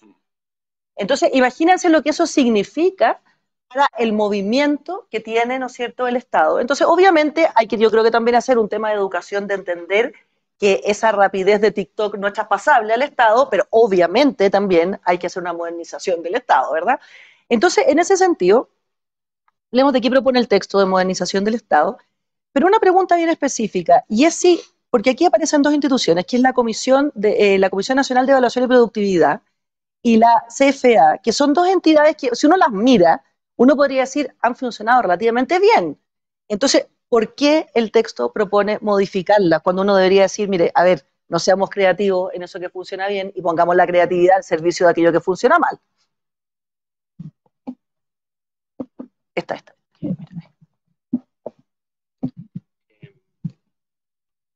A ver, varias ideas aquí. Yo creo que efectivamente, como tú mencionas, lo que hace el documento y lo que discutimos es cómo hacemos el Estado más eficiente.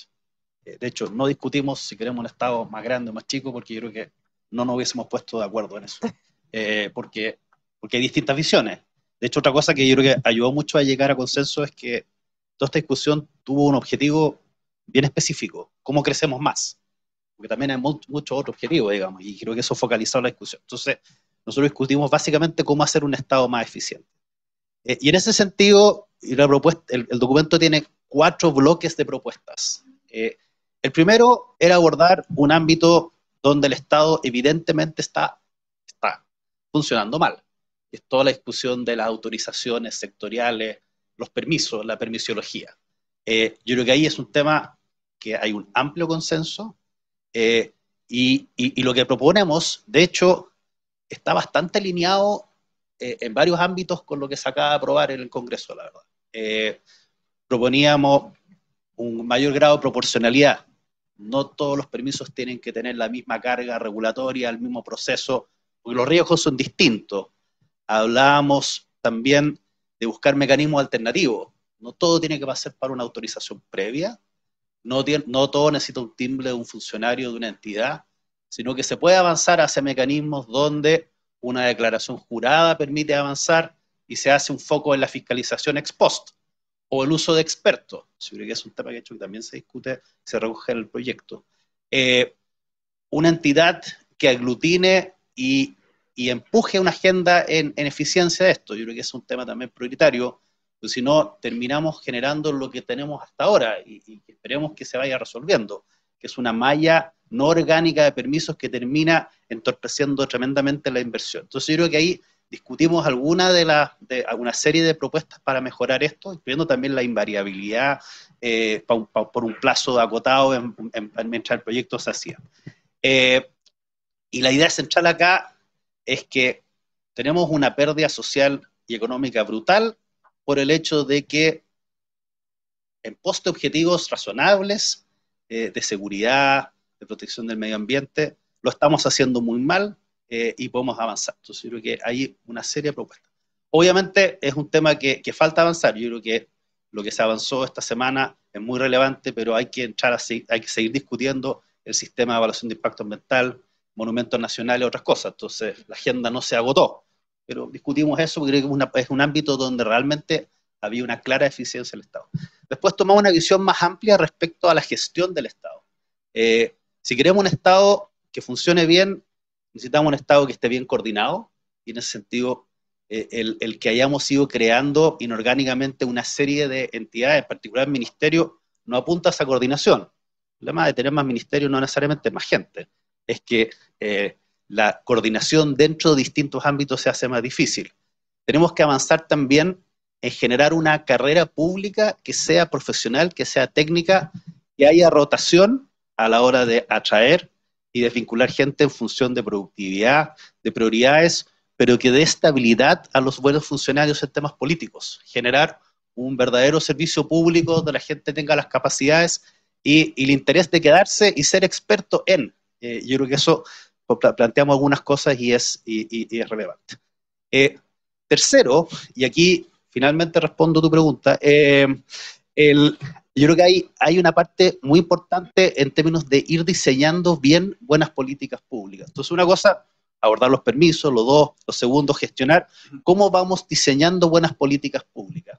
Y acá la verdad es construir sobre lo que ya está. Entonces, en el caso de la Agencia de Calidad, es darle un marco legal más robusto, darle más herramientas en términos de evaluación ex post. Una cosa crucial es, más allá de los recursos técnicos y los datos que se pongan para analizar una política pública, es muy importante evaluar ex post cómo esto funciona, digamos. O sea, el mundo está lleno de buenas intenciones que terminaron en malos desenlaces.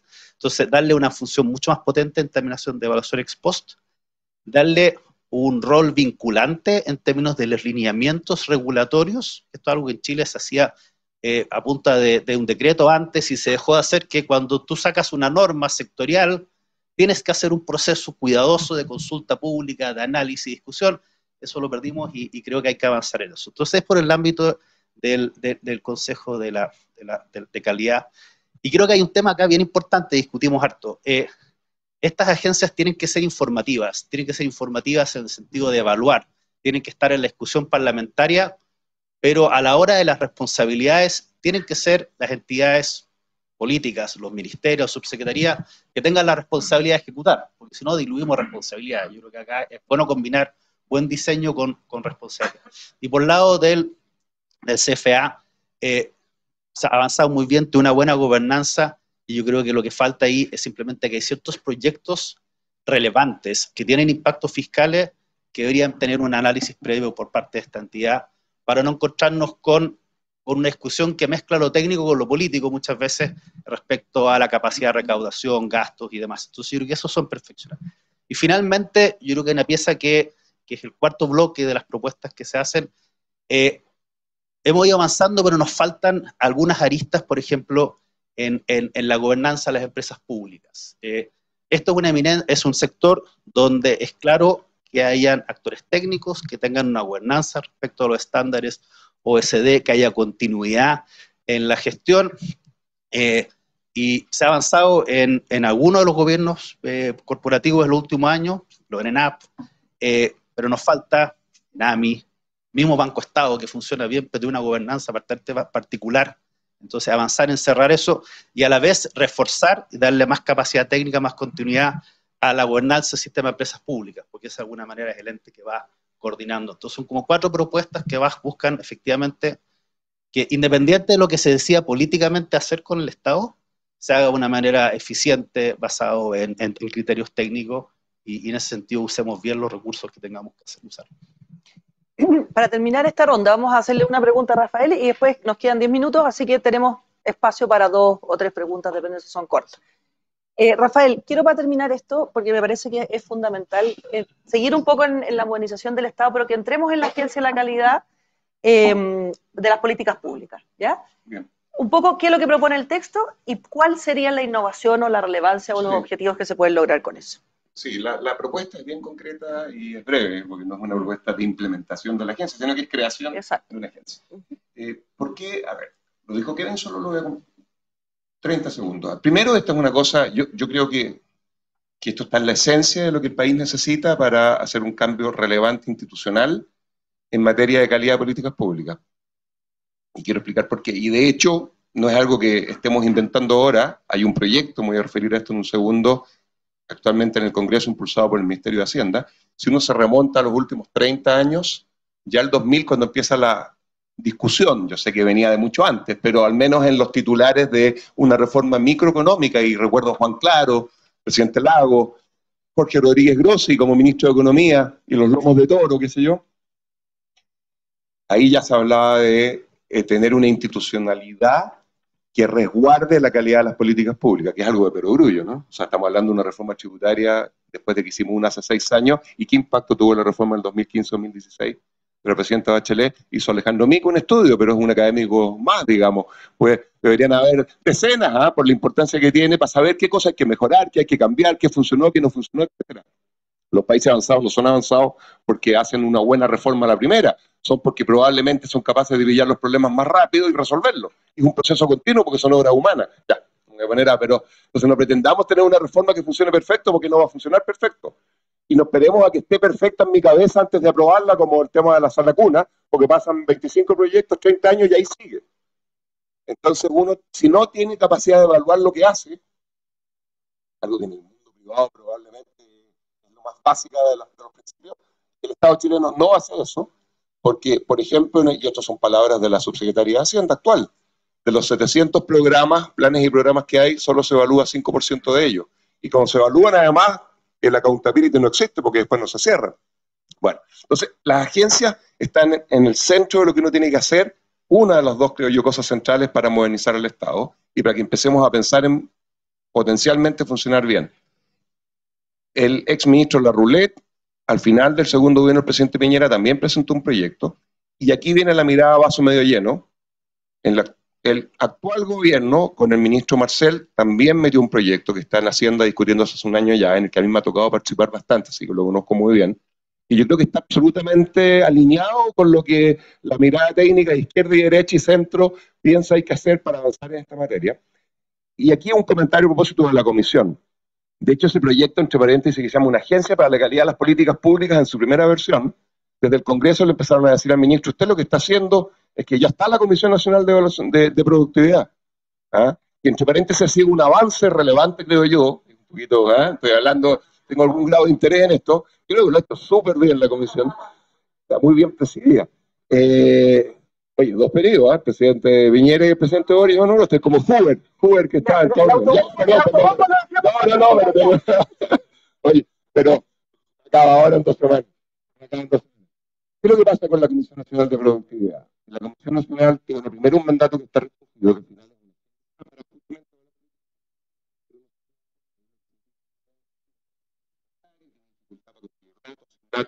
no hay cómo hacer lo que se hizo permiso, etc. Entonces, esta agencia, ¿qué pasó? Que cuando le empezaron a decir eso al ministro Marcel, decidieron, mira qué interesante, cambiarle el nombre al proyecto. Ahora es Agencia para la Calidad de las Políticas Públicas y la Productividad. Esa palabra está un poquito como forzada ahí, pero es para dar la señal de lo que se está tratando de hacer, es agarrar la comisión, transformarla en algo más grande, darle los recursos, darle estabilidad, crearla por ley y finalmente, paro, y esto es lo que decía Kevin, que me parece absolutamente esencial, retomo la idea anterior. Agencia para la Calidad de las Políticas Públicas y la Productividad, en donde la palabra evaluación, que en Chile no existe, pasa a ser algo obligatorio, pensado, metodológicamente reflexionado, y en el que hay que estar permanentemente viendo las metodologías internacionales, etcétera, y haciendo, por ejemplo, informes que vayan diciendo en qué dirección hay que avanzar, etcétera. Entonces, ese proyecto está en el Congreso. De hecho, acaba de salir lo de permiso y ahí está Cristian Romero, que es el que de la comisión que lideró todos los estudios que se han hecho en esta materia en la comisión. Es un paso importante, pero que no llega ni a la mitad de lo que hay que hacer para que de verdad tenga un impacto realmente relevante, si eso se hace sumado a la agencia en este gobierno, que yo creo que al comienzo planteaba una visión que para los economistas era aterradora, podemos terminar consiguiendo 2 cambios institucionales muy importantes, lo de permiso, si es que se logra avanzar además de esto en otras cosas, como lo medioambiental y el Consejo de Monumentos Nacionales, y esta Agencia para la Calidad de las Políticas Públicas.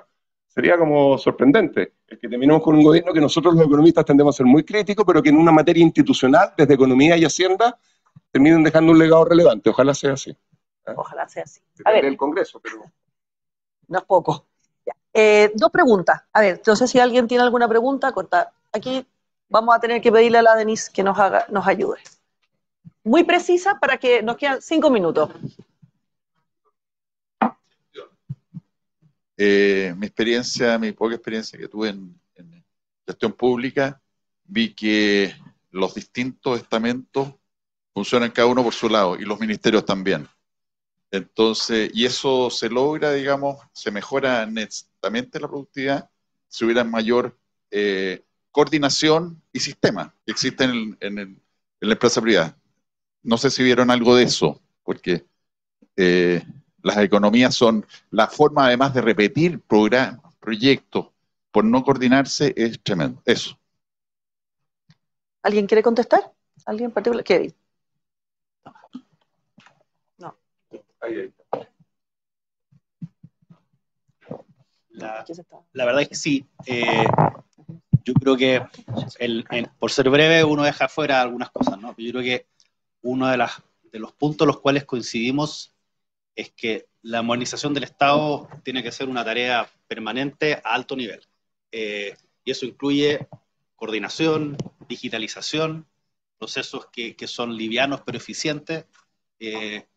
Siempre ha sido una vocación en todos los últimos gobiernos, pero creo que lo que ha terminado pasando es que un comité ad hoc, un grupo específico, yo creo que es una parte de lo que tenemos que hacer es instalar a nivel de presidencia o Ministerio de Hacienda una entidad que esté continuamente pensando en cómo hacer más eficiente y además generando los incentivos dentro de la administración pública para que las metas de eficiencia institucional, en los bonos, hay un reconocimiento de que hacer las cosas tiene que ser hacer las cosas bien tiene que parte de la función. Entonces, yo creo que sí, y es parte de lo que metemos en cómo tenemos que meter esto como una idea permanente de la gestión pública. Sole. Una cosa muy corta quiero decir, cuando a mí me tocó estar en el gobierno, la forma de coordinación era a través de los comités interministeriales que había, no sé, yo participaba como en 5 o 6 comités interministeriales. Yo creo que la mejor manera o sea, no sé si la mejor, pero un punto necesario es disminuir el número de ministerios, porque en el fondo mientras más personas y mientras más grupos tengo que coordinar, más difícil es. Entonces, si bien la propuesta de reducir el número de ministerios no se pensó con el objetivo de mejorar la coordinación, sino que habían otros motivos, creo que también contribuye a lograr un trabajo más coordinado.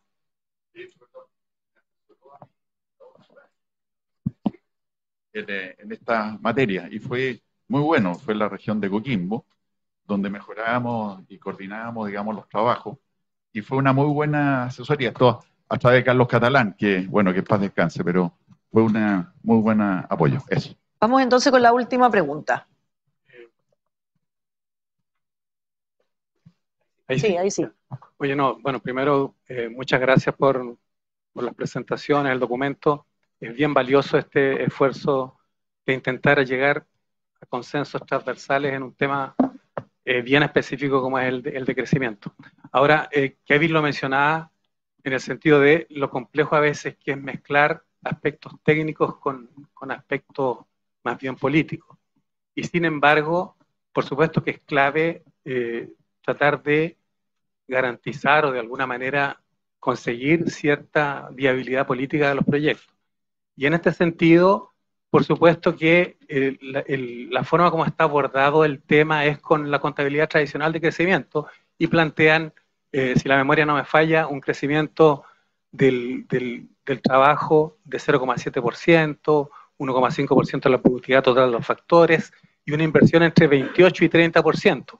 Ahora, particularmente respecto a este último como objetivo para conseguir ese crecimiento de 4%, sabemos que hay países que efectivamente han hecho esto para poder crecer a las tasas que se aspira, pero varios de los países que lo han hecho no han sido precisamente países democráticos, particularmente Corea en sus primeras etapas, ni hablar del caso de China, que tuvo tasas de inversión en torno a 40 y 50%, pero siempre fue con restricción democrática, y en este sentido lograrlo, por supuesto, implica de alguna manera entender lo que está pasando no solamente con los factores habituales en la contabilidad de crecimiento que mencionaba anteriormente, sino que estamos pensando en términos del consumo. Y en ese sentido, me gustaría saber si acaso se han paseado por esa parte del problema. ¿Cuánto va a crecer el consumo? Porque podemos tener claro cuánto va a tener que crecer la inversión para llegar a esa tasa del 28-30%, pero el consumo de alguna manera, restringirlo y conseguir que la gente lo haga, por supuesto, implica distintos incentivos. Ahí está planteado de alguna manera el incentivo al ahorro para conseguir esa tasa de inversión mayor. Eso, básicamente. Bueno, por eso no, volviendo a lo que dijimos al principio, por eso no sale de este estudio crecer al 6 o al 7%, porque dado el nivel de desarrollo que tiene Chile, crecer al 6 o al 7% implicaría ahorro forzoso de tasas asiáticas. En realidad no es tan obvio que sea pro bienestar, ¿no es cierto? Porque el bienestar no viene de ahorrar, ¿no es cierto? El bienestar viene de consumir. Por eso el 4, y si tú miras la tabla, básicamente son países que uno podría decir son democráticos, no es autocracias que fuerzan a ahorro de 40, 50% del PIB. Del punto de vista del ahorro, ¿cómo se incentiva? Ahí hay un par de ideas de básicamente avanzar en promover flexibilidad en los mecanismos de ahorro. Ya tenemos mecanismos de ahorro voluntario que son relativamente rígidos, que son básicamente destinados a la pensión. No hay mecanismos de incentivo al ahorro que vayan por otro lado, por otros fines que implican sacrificio para las familias, pero que sería interesante ver caminos por ese lado. Y también el ahorro colectivo, que está en el diseño original de la PB, pero que ha tenido poco atractivo. Entonces, el foco yo creo que ahí está en la parte voluntaria, y se menciona, por supuesto, el cambio del sistema de pensiones, que bueno, ya ocurrió en el camino a terminar este estudio, felizmente. Así que esta parte ya por lo menos le pone un punto final, por ahora, a los desafíos de ahorro obligatorio.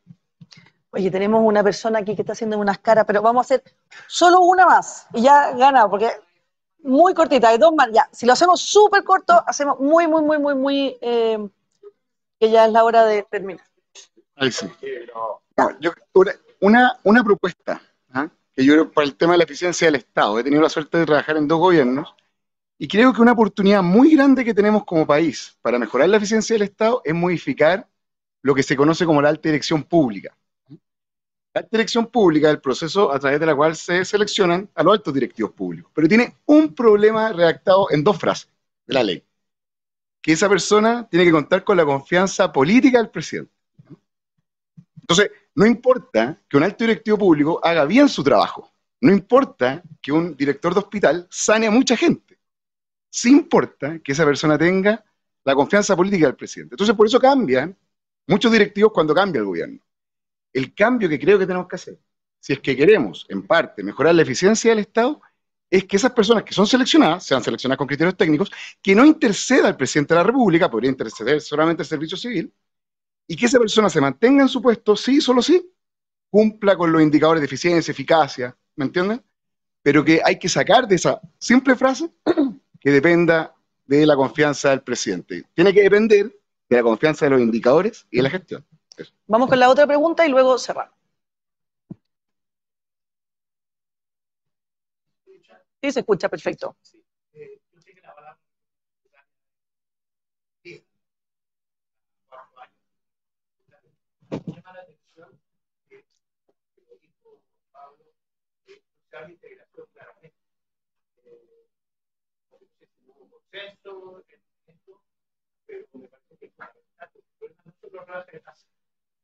Ustedes ven cuadros que preparó la fundación, tenemos 35 regiones tribunales, 35. Ya le puedo hablar de más de sentido. Ya tenemos problemas de la responsabilidad, eso va a ser sobre la responsabilidad. Tenemos que ver sobre la realidad. Entonces, no se pensaron y debieron haber invitado a algún abogado. Bueno, hubiéramos estado hasta las 12. Si hay un abogado, aquí ya esto ya no funciona. Ya, tenemos dos preguntas. Pablo por un lado.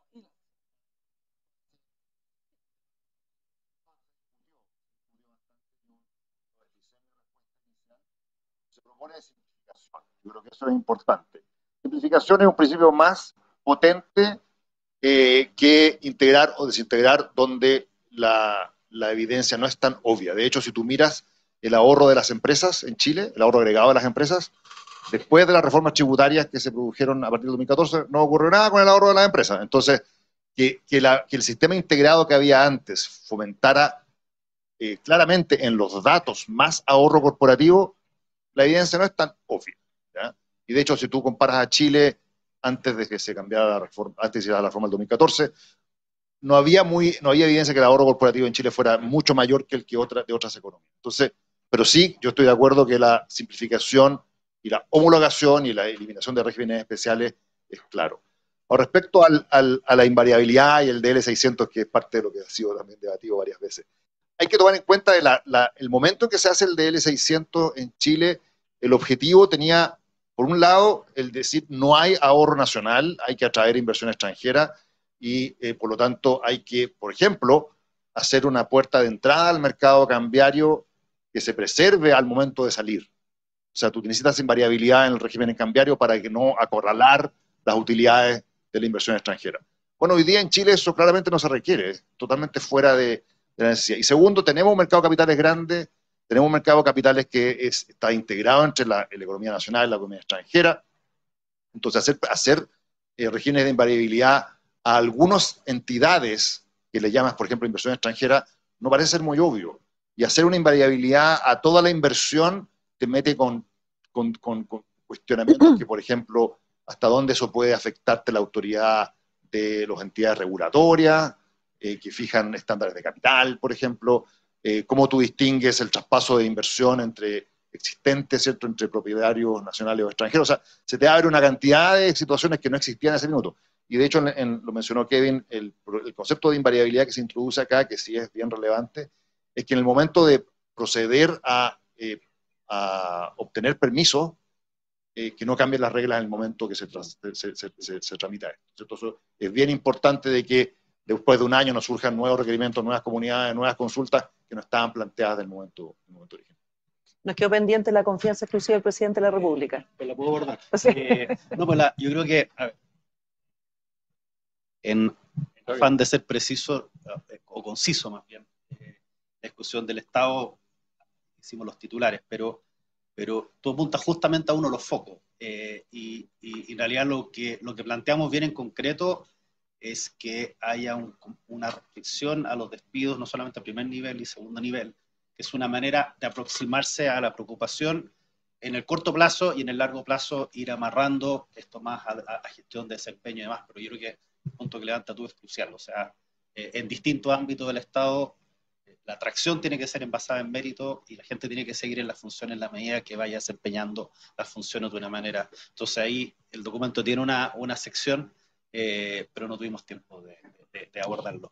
Y no sé si puede ser como, o vamos a tener una... Vamos cerrando ya. Sí, vamos cerrando. Vamos cerrando. No, yo creo que agregar dos cosas más. Me parece fantástico que la penúltima pregunta sobre el puente sea de Alejandro Puente. Pero déjame ahí agregar una cosa. El humor no necesariamente es lo de los economistas, ¿no? Yo creo que Pablo mencionó algo que es crucial acá. O sea, la matemática es más amena para el bienestar mientras mantengamos nuestra cuenta financiera abierta y dependamos de ahorro externo. Y esa es una pieza central. O sea, la verdad, parte de la matemática que está acá es que es relevante mantener un déficit de cuenta corriente acotado, 2-3%, pero es parte de la manera de crecer sin sacrificar enormemente consumo. Entonces eso está ahí, es parte de los principios básicos, y varias de las cosas que creo que se plantean en este documento apuntan a seguir atrayendo inversión extranjera, y creo que es una pieza importante. Y como punto final, voy a colgar de algo que dijo Sole y lo quiero dar vuelta. Yo creo que relato mata relato, más que datos mata relato. Porque la verdad, cuando trasladamos esta discusión al mundo de la política pública, al mundo del Congreso, no solamente hay que tener el diagnóstico, los datos, pero hay que construir un relato que convenza a la gente. Y en ese sentido, lo que tú planteaste al principio, de cómo uno bajando esta discusión a empleo, bienestar, es crucial. Entonces creo que es central, como dijo Rolf, como varios han dicho, que tengamos debates técnicos, que las propuestas se armen sobre eso, pero después también necesitamos una capa adicional, porque esto tiene que entrar a una discusión donde se articule bien, la gente lo entienda y le ponga prioridad. Así que somos optimistas, pero necesitamos esa capa adicional. Bueno, vamos a terminar aquí. Creo que nos han quedado claro, por lo menos para mí, la pregunta central es el crecimiento para qué, ¿verdad? Y es trasladar justamente eso, humanizarlo y ponerle nombre y apellido, que son las vías, las biografías, digamos, y los sueños también, ¿no es cierto?, de las personas. Creo que otro aspecto fundamental y que es una responsabilidad enorme para todos los que estamos aquí es que la política efectivamente genera condiciones habilitantes, o al revés, condiciones deshabilitantes, ¿verdad?, para el avance de los países en un año con un ciclo electoral. Esa es una reflexión que tenemos que hacer, ¿verdad? Es una reflexión fundamental. Tercera cosa, diría que aquí queda claro lo fundamental de la integración, no solamente del conocimiento técnico, no solamente de las especialidades, sino también de las disciplinas, o sea, la economía, la sociología, la política, la ciencia, tienen que integrarse para poder ofrecer soluciones que sean viables, permanentes en el tiempo y que sean además que logren incorporar los cambios que estamos viviendo, que son muy fundamentales. Y quiero terminar entonces agradeciendo primero a Rolf por haber convocado, ¿verdad?, a estas 17 cabezas, a nuestros 4 panelistas, pero además a varios de los demás participantes que también están aquí, que han contribuido a esto. Y se me ocurre hacer una invitación, que creo que puede ser fundamental, que hay que hacer puentes sobre otras materias. O sea, hay temas fundamentales en el país que no solamente son económicos, o que cruzan a lo mejor temas económicos con otras dimensiones, seguridad, violencia, educación, muchas otras cosas, salud, exactamente, podríamos tener aquí. Entonces creo que queda muy hecha la invitación, sobre todo en la universidad, para generar puentes que puedan aportar a lo que todos queremos, ¿verdad?, que es un futuro mejor para nuestro país y para cada uno de ellos. Así que muchas gracias a la Escuela de Negocios, a todo el equipo de la Escuela de Negocios y de Gobierno, y que tengan un muy buen día.